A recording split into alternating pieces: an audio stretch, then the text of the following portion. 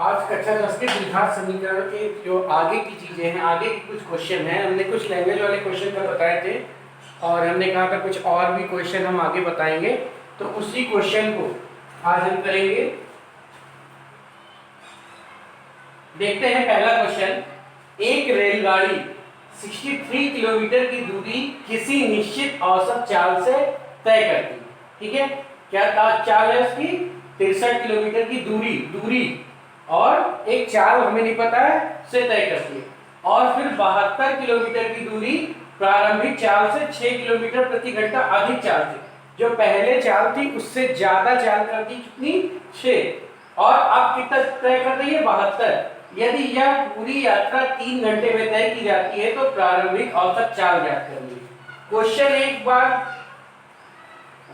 पढ़िए, ना समझ में आया 2 बार पढ़िए, उसको समझने की कोशिश कीजिए। ठीक है, तो जितना आसानी से क्वेश्चन आप पढ़ेंगे समझेंगे उतनी आसानी से ये इक्वेशन बनके सॉल्व होगी। ठीक है, तो एक रेलगाड़ी की चाल कितनी है? 63। चाल कितनी है? चाल हमें नहीं पता, तो हमें चाल ही निकालनी है। क्या निकालना है? प्रारंभिक औसत चाल। तो मान लेते हैं, माना प्रारंभिक औसत चाल बराबर x किलोमीटर प्रति घंटा। यही हमें x ही निकालना है, हमने x माना है वही निकालना है। ठीक है, तो पहले केस में एक रेलगाड़ी 63 किलोमीटर की दूरी, ठीक है, चाल क्या है? x मान ली है। ठीक, तो दूरी कितनी है? 63 किलोमीटर। दूरी कितनी है?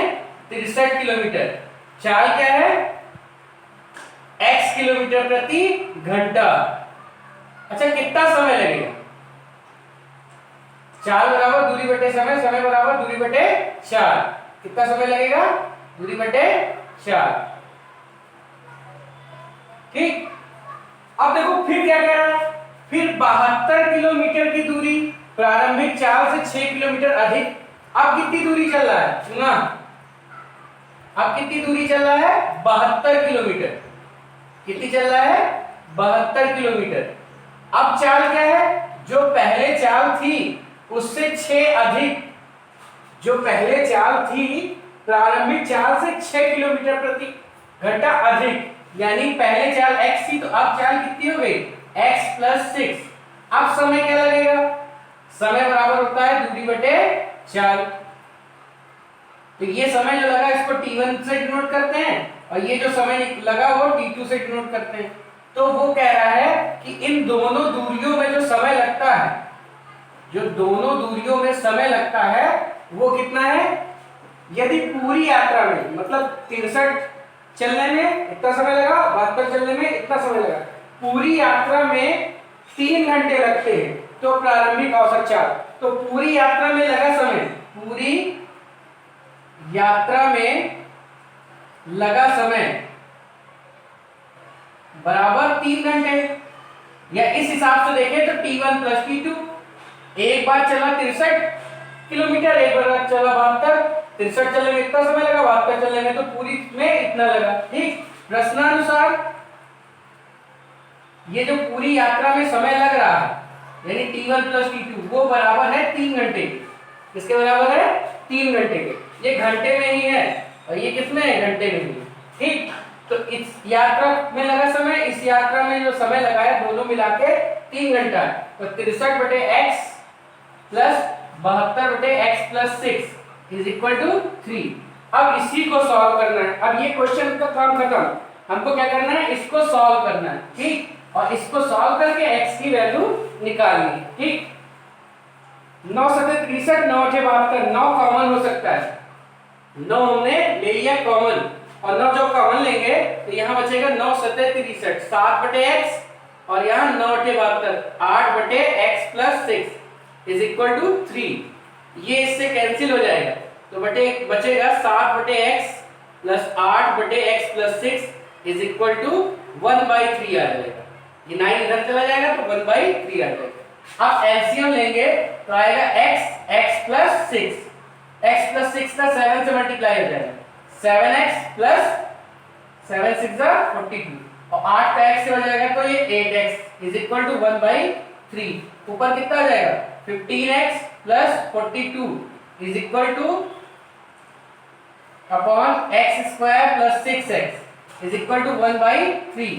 क्रॉस मल्टीप्लाई कर दो तो ये हो जाएगा x square plus 6x is equal to 15 या 45 और 3 दूनी 6 और 3 चौक 12 126।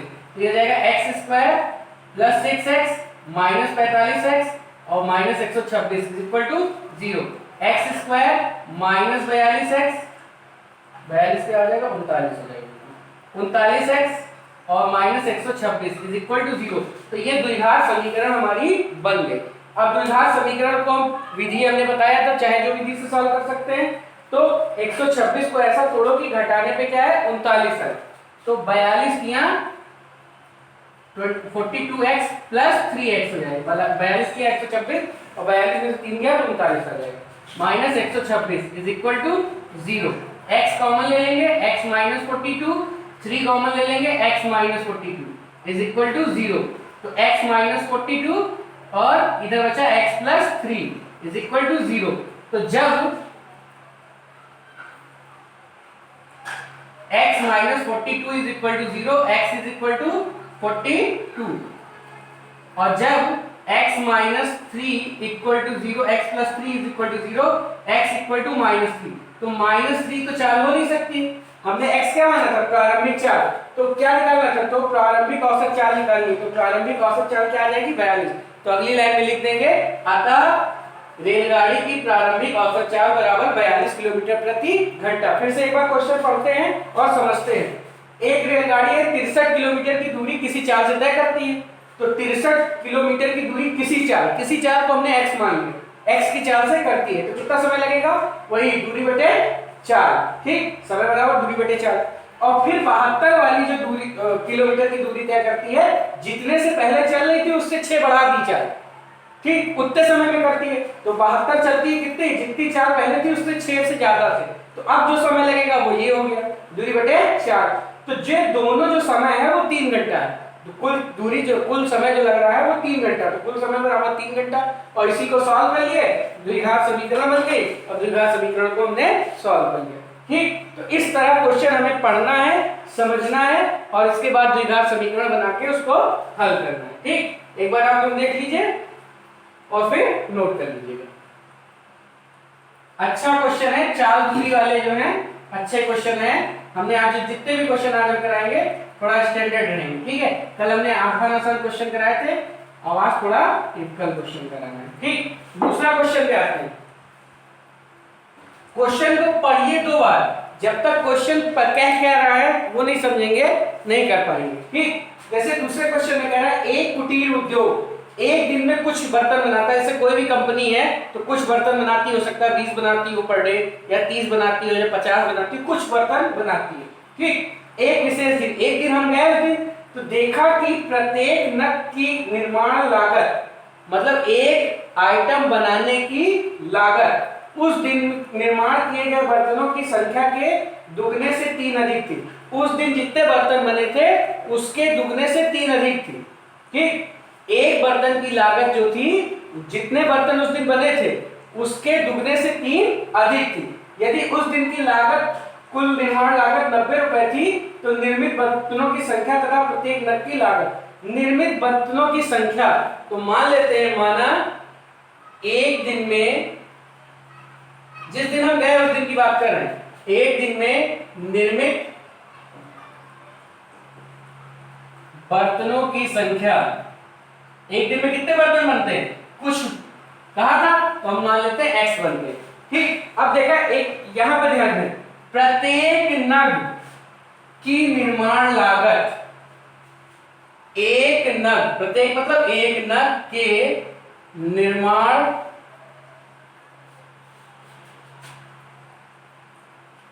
की लागत, ध्यान देना एक क्वेश्चन पे यही ध्यान देना है, एक प्रत्येक नग के निर्माण की लागत उस दिन के निर्मित बर्तनों की संख्या के दुगने से 3 अधिक है। उस दिन कितने बर्तन बने थे x, तो एक नग की लागत क्या है, उस दिन जितने बर्तन बने हैं उसके दुगने से 3 अधिक, ये एक बर्तन की लागत है। ठीक, एक दिन में कितना बन रहा है x, और एक नग की लागत कितनी है इतनी, ठीक, दुगने से 3 अधिक है। यदि उस दिन की कुल निर्माण लागत 90 थी, तो ये एक बर्तन की लागत है, और एक दिन में कितने बर्तन बने x, इसलिए x नग के निर्माण की लागत क्या हो जाएगी, एक नग की लागत ये थी, तो x की लागत कितनी हो जाएगी, ये हो जाएगी। यानी एक दिन में कितनी खर्चा आएगा, कितनी लागत आएगी, x बर्तन बने, एक बर्तन बनने में इतना खर्चा आया, तो x बर्तन बने तो टोटल खर्चा इतना आएगा। और प्रश्नानुसार ये जो खर्चा है, जो एक दिन की लागत है, ये हमारे हिसाब से ये है, लेकिन इन्होंने क्या कहा कि एक दिन की जो कुल लागत है वो कितनी है 90, तो इसको किसके बराबर कर देंगे 90, तो ये आ जाएगा 2x + 3x - 90 = 0, ठीक है। अब 90 को 2 से गुणा करेंगे, क्या आएगा 180, 180 को ऐसा तोड़ो कि घटाने पे 3 आए, ठीक है, 180 को ऐसा तोड़ो कि घटाने पे 3 आए, तो 15 × 12, 15 × 12 करेंगे तो 180 आएगा, और 15 में 12 कटेगा तो 3 आएगा, तो ये आ जाएगा 15x - 12x। ये तो द्विघात समीकरण सॉल्व करना है और कुछ नहीं करना। इन दोनों में कॉमन x दिख रहा है, तो आ जाएगा 2x + 15, और यहाँ माइनस क्या कॉमन ले लेंगे 6, तो 6 कॉमन ले लेंगे तो बचेगा 2x, और 15 × 90 तो 15 = 0, तो x - 6 और 2x + 15 = 0, ठीक है। तो जब x - 6 = 0, x = 6, और जब 2x + 15 = 0, x = 15/2, ठीक है। तो एक दिन में निर्मित बर्तनों की संख्या 15/2 नहीं हो सकती, ये हो सकती है 15/2 बर्तन की संख्या नहीं हो सकती, बर्तन की संख्या 6 हो सकती है, ठीक है। तो इसके बाद हम यहाँ कर रहे हैं, ठीक। तो देखो क्वेश्चन में क्या पूछा था, एक दिन में कितने बर्तन बनाता है, तो निर्मित बर्तनों की संख्या, ठीक, तो इसलिए एक दिन में निर्मित बर्तनों की संख्या बराबर x माने थे, और x की वैल्यू क्या है 6, और साथ ही साथ पूछा है तो निर्मित बर्तनों की संख्या तथा प्रत्येक नग की लागत, प्रत्येक नग मतलब एक नग की लागत ये है, तथा और एक नग की लागत, एक नग की लागत कितनी हो जाएगी 2 × x + 3, तो कितना हो जाएगा 15 रुपए। एक दिन में कितने बर्तन बनेंगे 6, और एक नग की लागत कितनी होगी 15 रुपए। फिर से एक बार क्वेश्चन पढ़ते हैं, समझते हैं।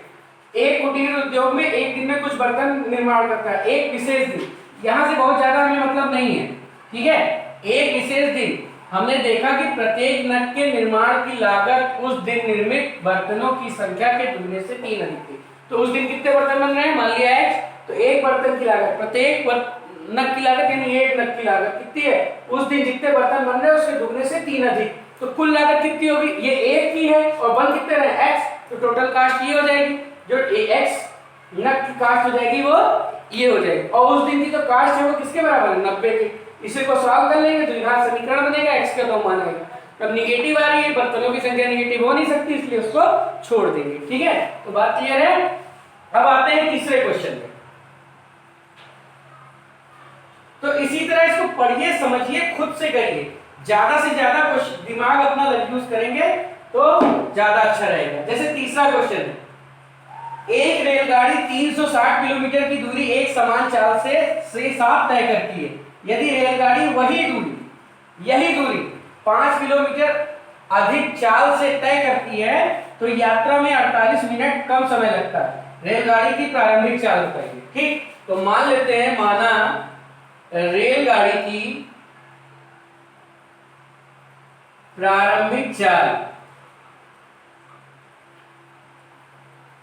बराबर x किलोमीटर प्रति घंटा। अब देखो पहला केस लेते हैं, पहले केस में क्या कह रहा है 360 किलोमीटर की दूरी कितनी है 360 किलोमीटर, दूरी कितनी है 360 किलोमीटर की दूरी समान चाल से तय करती है। समान चाल हमने क्या मानी है x, चाल बराबर कितनी है x किलोमीटर प्रति घंटा। समय कितना लगेगा, समय बराबर दूरी बटे 4, कितना घंटा लगेगा। अब देखो फिर क्या कह रहा है, यदि रेलगाड़ी यही दूरी 5 किलोमीटर प्रति अधिक चाल से तय करे, दूरी क्या है पुनः, दूरी वही है, दूरी में कोई चेंज नहीं हुआ, चाल क्या हो गई 5 किलोमीटर प्रति घंटा अधिक हो गई, चाल क्या हो गई 5 किलोमीटर प्रति घंटा अधिक हो गई, यानी x प्लस 5 किलोमीटर प्रति घंटा हो गई। अब समय कितना लगेगा, अब जो समय लगेगा वो लगेगा दूरी बटे चाल।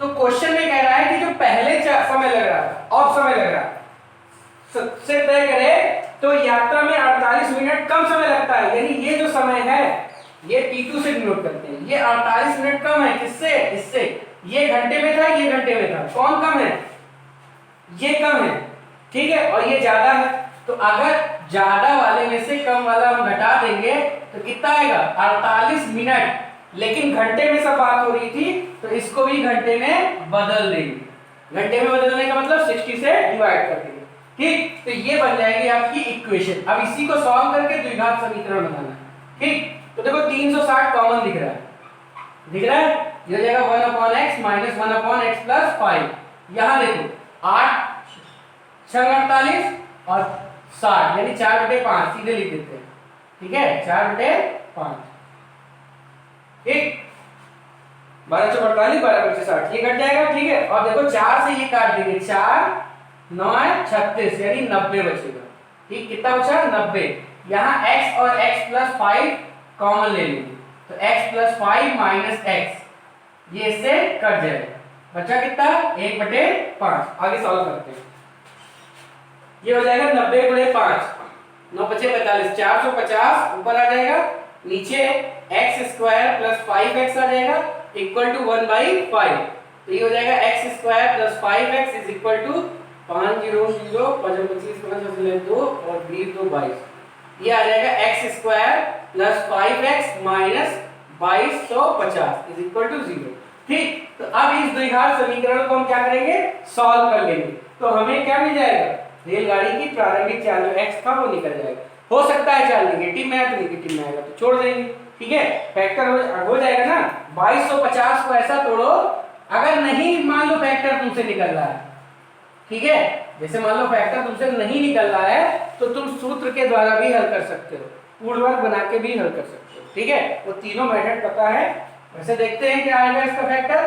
तो क्या करेंगे 2250 को ऐसा तोड़ना है कि घटाने पे 5 है तो 2 से कट रहा है सीधे सीधे, 1 1 25 आ जाएगा, ठीक है, फिर 5 से काट दो, 5 दूनी 10 बचा 1, 5 दूनी 10 बचा 2 50 25, ठीक, फिर किससे कटेगा 5 से, 5 चौक 20 बचा 2 5 25, फिर 5 से कटेगा 5 9 45, फिर 3 से कटा, फिर 3 आ गया, फिर 3 से कटा 1। अब इन्हीं को सेट करके हमें क्या लाना है घटा के 5 लाना है, तो 25 50 और ये 15 दूना 15 या 45, 50 गुणे 45 कितना आ जाएगा 50 गुणे 45, तो x square plus 50x minus 45x, इनको सॉल्व मल्टीप्लाई करो 45 को तो ये आएगा, घटाने पे 5 आएगा और ये आ जाएगा 2250 इज इक्वल टू 0।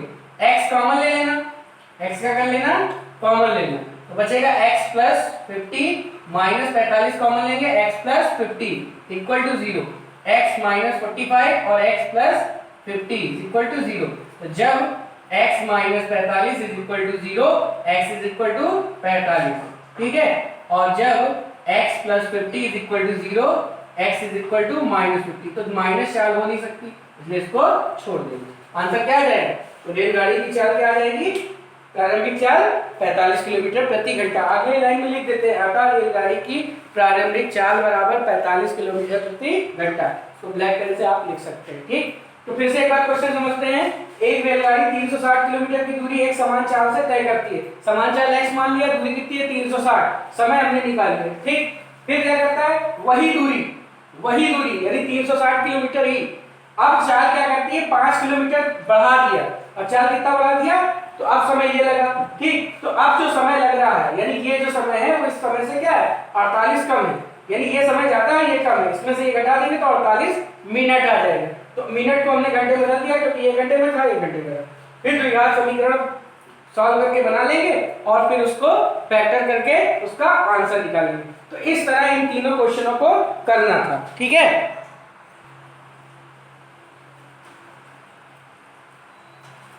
अब देखते हैं चौथा क्वेश्चन। 3 क्वेश्चन अभी हमने बताया, चौथा क्वेश्चन है 3 वर्ष पूर्व रहमान की आयु का विक्रम, 3 वर्ष पहले रहमान की आयु का विक्रम और अब से 5 वर्ष बाद रहमान की आयु का विक्रम का योग 1/3 है, उसकी वर्तमान आयु निकालनी है।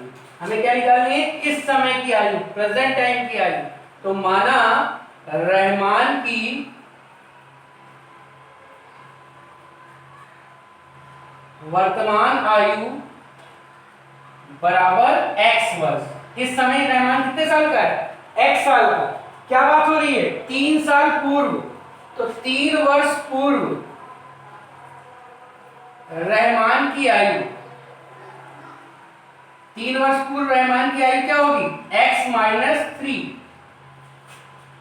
की आयु का विक्रम, 3 वर्ष पूर्व रहमान की आयु का विक्रम क्या होगा? विक्रम मतलब अंश को हर में, हर को अंश में, यानी 1/x - 3। 3 वर्ष पूर्व रहमान की आयु का विक्रम क्या हो जाएगा? अब देखो क्या कह रहा है, अब से 5 वर्ष पश्चात, इस समय आयु कितनी है? x वर्ष। 5 वर्ष पश्चात, 5 साल बाद रहमान की आयु कितनी हो जाएगी? आज अगर x साल की है तो 5 साल बाद कितने का हो जाएगा? x + 5 वर्ष। क्या हो जाएगा? x + 5 वर्ष। अब देखो क्या कह रहा है, 5 वर्ष पश्चात आयु के विक्रम, तो 5 वर्ष पश्चात रहमान की आयु का विक्रम, विक्रम क्या हो जाएगा? 1 कर देंगे, यानी 1/x + 5। 3 साल पहले आयु का विक्रम और 5 साल बाद आयु का विक्रम, इन दोनों का योग, 3 साल पहले आयु का विक्रम और 5 साल बाद आयु का विक्रम, इन दोनों का योग कितना है? 1/3 है। कितना है? 1/3 है। ये दिया हुआ क्वेश्चन। बात समझ में आई? कह रहा है रहमान किस समय मान के आयु x वर्ष है, 3 साल पहले कितने का होगा? 3 साल पहले x - 3 का होगा, विक्रम कितना हो जाएगा? ये 5 साल पश्चात कितने का होगा? x + 5, विक्रम क्या हो जाएगा? ये तो इनका और इसका योग 1/3 है। ठीक, अब इसी को सॉल्व कर लेंगे। जब एलसीएम लेंगे तो आएगा x - 3 x + 5, ऊपर आ जाएगा x + 5 - x - 3, ठीक है, इक्वल टू 1/3।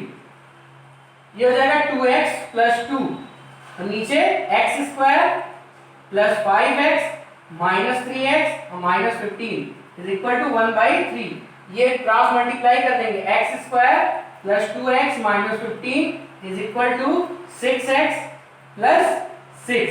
ये हो जाएगा x² 6x इधर से आएगा तो -4x बचेगा, ये -6 यानी -21 इज इक्वल टू 0। 21 को ऐसा तोड़ो कि घटाने पे क्या है? 4 है। 7 3 21। 21 को ऐसा तोड़ेंगे कि घटाने पे क्या है? 4 है। ठीक है, तो 7 3 21 यहां कर दे रहे हैं, x² - 7x + 3x -21 is equal to 0। x common ले लिया, x - 7, 3 कॉमन ले लिया, x - 7 is equal to 0। x - 7 common, x + 3 equal to 0। तो जब x - 7 is equal to 0, x equal to 7, तो रहमान की वर्तमान आयु क्या हो जाएगी? 7। और जब अगर हम x + 3 जब 0 लेंगे तो ये -3 आएगी, तो आयु किसी की माइनस में नहीं हो सकती, इसलिए इसको छोड़ देंगे। बात समझ में आई? तो फिर से एक बार क्वेश्चन पढ़ते हैं, समझते हैं। 3 वर्ष पूर्व रहमान की आयु का विक्रम, 3 साल पहले जो रहमान की आयु थी उसका विक्रम, ठीक, और 5 वर्ष पश्चात रहमान की आयु का विक्रम, इन दोनों का योगफल 1/3 है। इतना दिया था और उसकी हेल्प से हमने सॉल्व करके x निकाल लिया। ठीक है, बात ये है।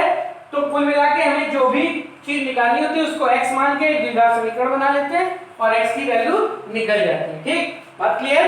अब आते हैं अगले क्वेश्चन में, क्वेश्चन नंबर 5। क्वेश्चन नंबर 5 में कह रहा है 13 मीटर व्यास वाले एक वृत्ताकार पार्ट, एक पार्ट है जिसका व्यास कितना है? 13 मीटर व्यास का है। एक वृत्ताकार पार्ट है जिसका व्यास कितना है? 13 मीटर। ये 13 मीटर है, ये केंद्र है, ये व्यास जो है AB वो क्या है? 13 मीटर। परिसीमा के एक बिंदु पर एक खंभा इस प्रकार गाड़ना है। इस पे ये परिसीमा है, ये किनारा है, इस पे एक खंभा गाड़ना है। इस प्रकार गाड़ना है कि इस पार के एक व्यास के दोनों अंत बिंदुओं, एक व्यास के दोनों अंत बिंदुओं यानी ए बी पे बने फाटकों से खंभे की दूरी का अंतर 7 हो। यानी एक खंभा मान लो हमको यहां गाड़ना है, पी पोल है, ठीक, और दोनों व्यास पे फाटक लगे हैं। व्यास पे क्या लगा है? फाटक। ये व्यास है, ठीक, व्यास के दोनों सिरे पे क्या लगे हैं? एक ए फाटक लगा है, एक बी फाटक लगा है। एक खंभा हमको इसकी परिसीमा पे ऐसा गाड़ना है कि इन खंभों से उनकी दूरी का जो अंतर हो वो कितना हो? 7, ठीक। ए बी के से खंभों की दूरी का अंतर, जैसे ए से दूरी पी है और इससे दूरी पी बी है, तो इनका जो अंतर हो वो क्या हो? 7 हो। क्या ऐसा करना संभव है? ऐसा मतलब ऐसा बना सकते हैं? यदि हाँ तो दोनों फाटकों से कितनी दूरी पे खंभा होगा, ठीक। तो मान लेते हैं, अच्छा एक कंडीशन ये अर्धवृत्त पे बना कोण क्या होता है? समकोण होता है। माना फाटक ए से पोल या खंभे की दूरी x मीटर है, इसलिए फाटक बी से खंभे की दूरी अब या तो 7 ज्यादा होगी या तो 7 कम होगी, क्योंकि दोनों का अंतर क्या है? 7 है। इन दोनों का अंतर क्या है? 7 है। तो 7 ज्यादा भी कर सकते हो, 7 कम भी कर सकते हो। ये कितना हो गया? 7 मीटर होगी, ठीक है। अब चूंकि अर्धवृत्त पर बना कोण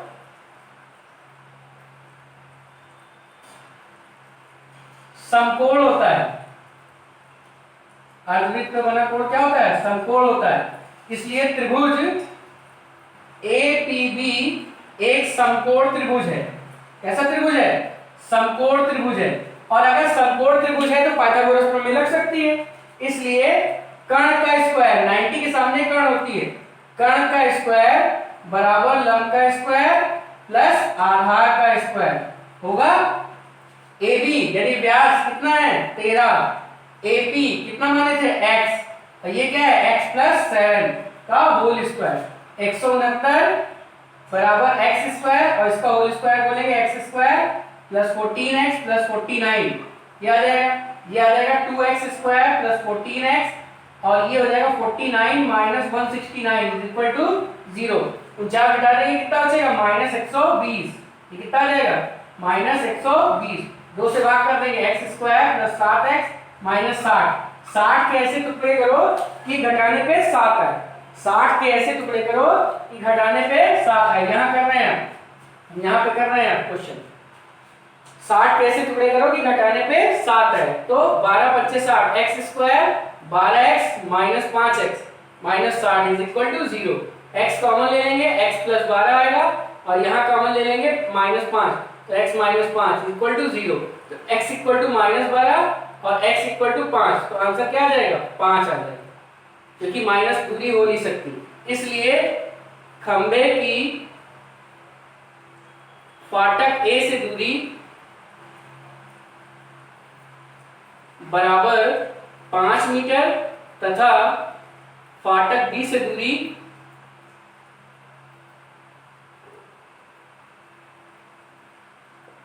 x प्लस 7 थी, यानी 5 प्लस 7 12 मीटर।